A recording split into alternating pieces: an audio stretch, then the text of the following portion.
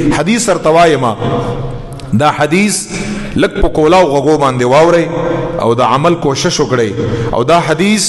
امام ترمذی په ترمذی کې دا حدیث مبارک روایت کړی دی په کتاب الترغیب والترهیب کې دا حدیث مبارک موجود دی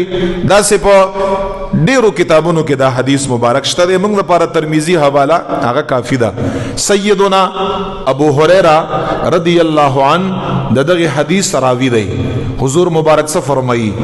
اذا كان امراؤكم خياركم واغنياؤكم سمحاءكم وامركم شورى بينكم نبی علیہ الصلوۃ والسلام مبارک درې خبرې کړې دي دا ووره په کولاو غوغو باندې ابو هريره فرمای نبی علیہ السلام مبارک فرمایل اذا كان امراؤكم خياركم کله چې تاسو حکمرانان او تاسو مشران دا پرهیزګارانی دا غوره خلکی دا تقوادار خلکی نبی علیہ الصلوۃ والسلام مبارک فرمای دا غوره خلکی دا تقوادار خلکی او دویم نمبر څه فرمای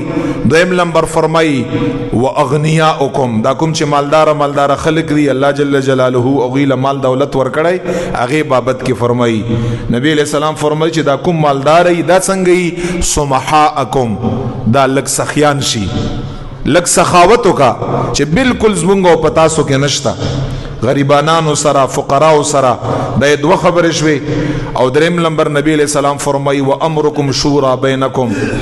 او زما په امت کې په کارونو کې یو بل سره مشورې یو بل سره مونږ په هر کار کې مشوره باغې باندې کوو درې خبرې نبی علیہ السلام کړي مشرانم نیکان صالحانی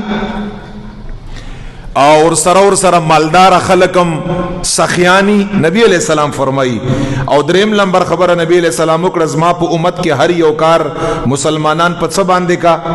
په مشوره باندې کا حضور مبارک فرمائی چې په دغه ټیم کې زما امت لپاره ژوند د مرګ نه بهتر دی ګوره کله کله مرګ سي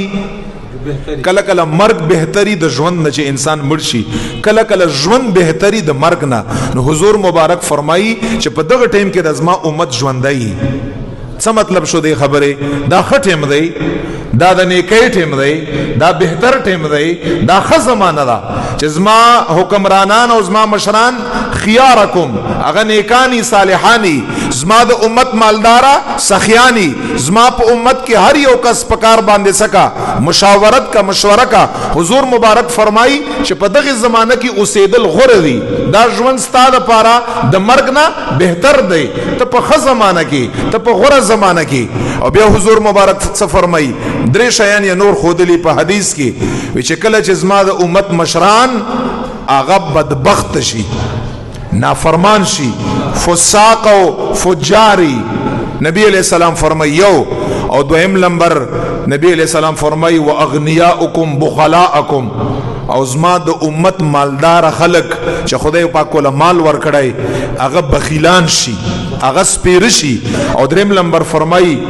د زما د امت سړی ټول کارونه خزو ته اوسپاري یعنی خزو لواق اختیار